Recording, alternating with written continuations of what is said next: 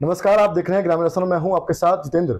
सत्ता संग्राम कार्यक्रम चल रहा है। इस कार्यक्रम के दौरान ग्रामीण स्थान की टीम पहुंचती है जनता के बीच और जानती है जनता के क्या मुद्दे हैं, किन मुद्दों के आधार पर जनता वोट करेगी। साथ ही उन प्रत्याशियों के पास पहुंचती है जो इस बार अपने आप को प्रबल दावेदार समझकर चुनावी मैदान में ताल ठोक रहे हैं, और जानते हैं कि उनसे क्या मुद्दे हैं, किन मुद्दों को लेकर वो जनता के बीच पहुंचेंगे। इस दौरान हम मौजूद हैं ब्यावर विधानसभा क्षेत्र में और हमारे साथ मौजूद हैं कांग्रेस पार्टी से प्रबल दावेदार कहे जाने वाली कल्पना जी भटनागर। सबसे पहले बहुत बहुत स्वागत मैडम।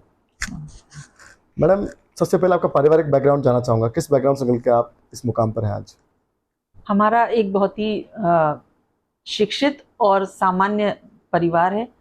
राजनीति में हमारे परिवार के अंदर दूर दूर से किसी का नाता नहीं रहा, लेकिन बचपन से हमको एक देशभक्ति की भावना हमेशा सिखाई गई। और किस तरह से जब मैं छोटी थी तो इंदिरा गांधी जो थी वो मेरी आदर्श रही हमेशा। और इंदिरा जी को जब मैं देखती थी और उनकी सारी बातें हमारे घर में चर्चा होता था तो मुझे लगता था कि मुझे इंदिरा जी जैसा बनना है। जी मैडम, राजनीति में आने का प्रमुख कारण क्या रहा और राजनीतिक सफर क्या? कारण भी जैसे मैंने आपको बताया कि इंदिरा जी की मैं फैन थी और मुझे लगता था कि मेरे को शायद अपना जीवन में एक दिन इंदिरा जी जैसा ही बनना है आगे जाके। तो मैं बस जब मैं बहुत छोटी सी थी, मैं जब भी इंदिरा जी हमारे शहर के अंदर आती थी तो मैं उनके भाषण सुनने जाती थी। और मुझे आपको बताते हुए मतलब बड़ा अच्छा लग रहा है कि जब इमरजेंसी का टाइम था तो उस समय इंदिरा जी ट्रेन में आया जाया करती थी। तो ट्रेन में आई थी तो एक बार मैं उनसे मिलने गई तो उन्होंने मुझे गोद में उठाया था। तो वो मेरे लिए एक बहुत ही यादगार और बहुत ही गर्व का एक अनुभव उस समय हुआ था, पल था। और उसके बाद मेरे को लगा कि नहीं, मुझे जो है किसी भी तरह कांग्रेस पार्टी के लिए काम करना है। जी मैडम, कौन कौन से संगठन या राजनीतिक पदों पर रहे हैं आप? जब मैं कॉलेज में थी तो एनएसयूआई से मैंने अपनी शुरुआत करी। एनएसयूआई के बाद मैं यूथ कांग्रेस के अंदर भी रही। मैं जिला महासचिव के पद पर वहाँ पर रही। उसके बाद मैं फिर सेवादल और सेवादल के अंदर और ये अपने संभागीय संगठन मंत्री, प्रदेश संगठन मंत्री और महिला कांग्रेस के अंदर भी प्रदेश सचिव में रही। उसके बाद मैंने सेवादल के अंदर प्रदेश महिला अध्यक्ष की भूमिका निभाई। एक बहुत लंबे समय तक मैं प्रदेश महिला अध्यक्ष रही। पीसीसी के अंदर मैं सचिव रही और आज भी मैं पीसीसी के अंदर सचिव हूँ। मैं राष्ट्रीय कार्यकारिणी सेवादल के अंदर भी सचिव रही और गुजरात की प्रभारी रही।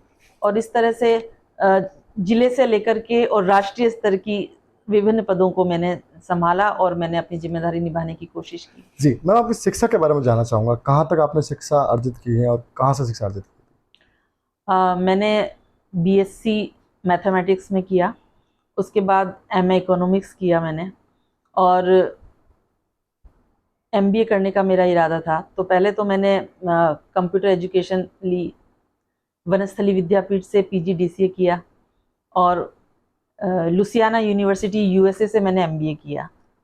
ये मेरा था। उसके बाद फिर धीरे धीरे मैंने शिक्षा के क्षेत्र में मैं जुड़ती चली गई। तो शिक्षा के क्षेत्र में जब जुड़ती चली गई तो मुझे लगा कि मुझे शिक्षा के क्षेत्र से रिलेटेड भी कुछ डिग्री, कुछ पढ़ाई ऐसी करनी चाहिए जिससे कि जब मैं शिक्षा क्षेत्र से जुड़े लोगों के बीच में बैठूं तो ऐसा नहीं लगे कि मैं किसी कोई चीज़ मेरे में कहीं की कोई कमी है। तो फिर मैंने बाद में बीएड, एमएड और मैं पीएचडी भी उसमें शिक्षा में कर रही हूँ। तो ये मेरा शिक्षा का एक सफ़र रहा है। जी मैम, राजस्थान में वर्तमान में गहलोत सरकार राजस्थान में कार्यरत हैं, उनके कामकाज को कल्पना जी कैसे देखते हैं? गहलोत सरकार का काम एक ऐसा काम है कि जिसकी जितनी तारीफ की जाए उतनी कम है।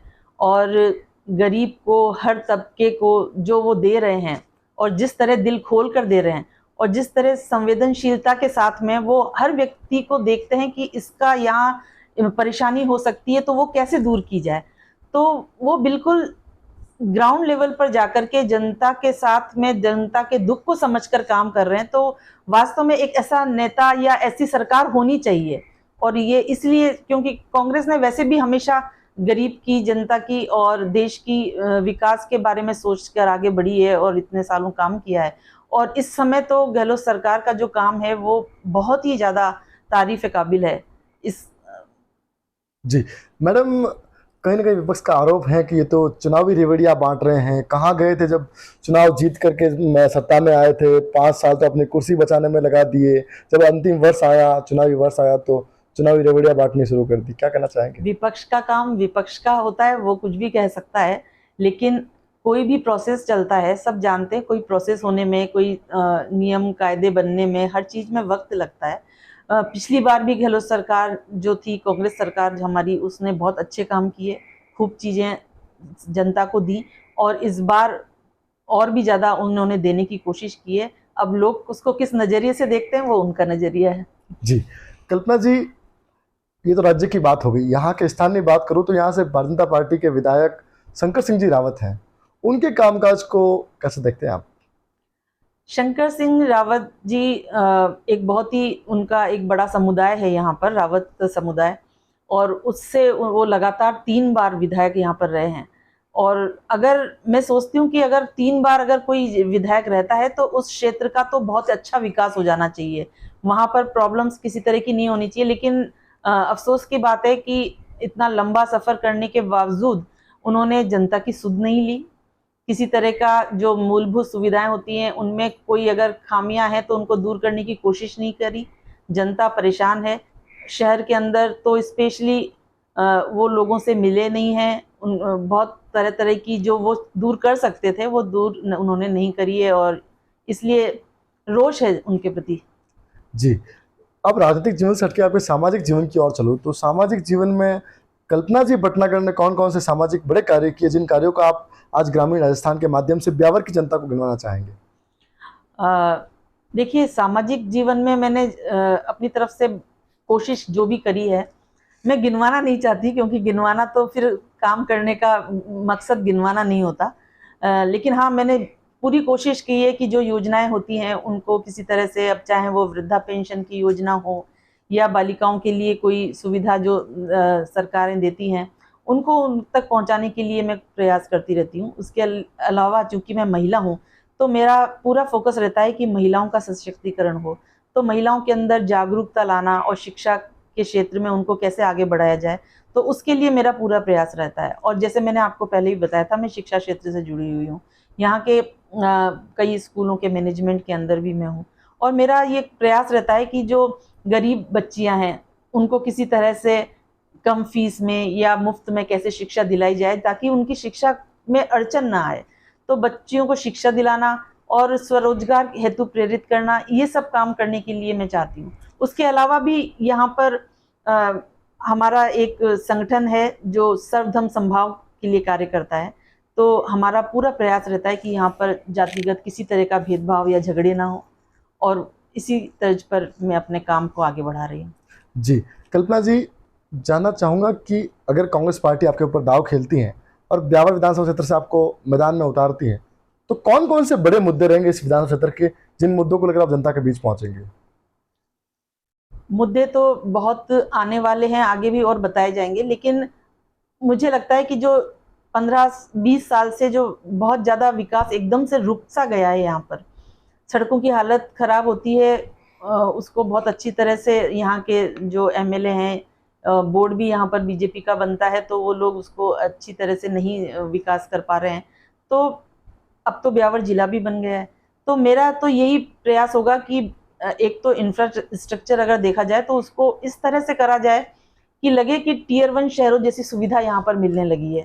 तो यहाँ पर एजुकेशन और हेल्थ के ऊपर मैं यहाँ पर काम करना चाहूँगी, ताकि एक अच्छी हॉस्पिटल्स और अच्छे स्कूल्स कॉलेजेस यहाँ पर ऐसे मिलें, क्योंकि इनकी वजह से यहाँ पर पलायन होता है।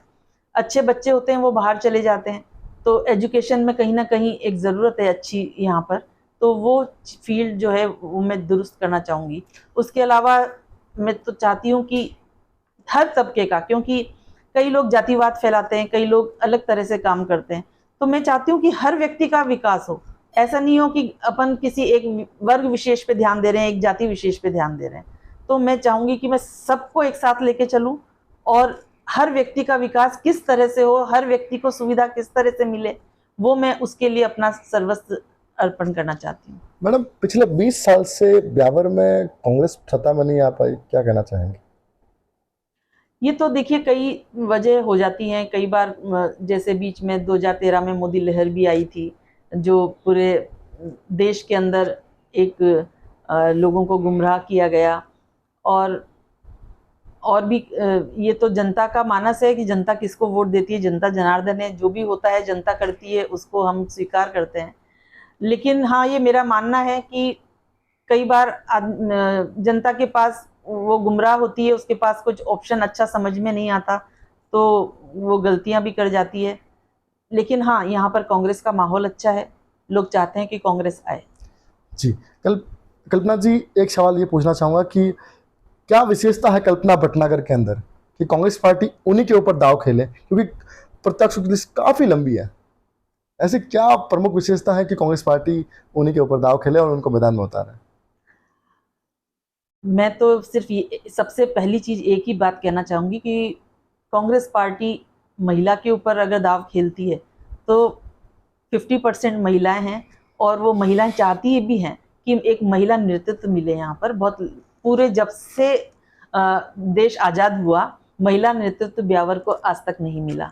तो मैं उसी चीज़ पे एक दाव खेलना चाहूँगी। और साथ में चूँकि मेरी एक सोच है देश इसको विकास को आगे बढ़ाने की और ब्यावर को आगे बढ़ाने की, तो उस चीज़ को लेके मैं आगे बढ़ूँगी।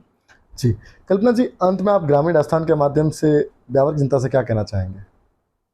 मैं ब्यावर की जनता से यही कहना चाहूँगी कि चुनाव को लेकर के अगर टिकट किसी को भी मिले, लेकिन आप अपने विवेक से काम लें, किसी के बहकावे में नहीं आए, और जिसको आपको लगता है कि ये आपका विकास कर सकता है या आपके साथ 24 घंटे खड़ा रहेगा, आपके हर समय सुख दुख में काम आएगा, उसको आप वोट दें।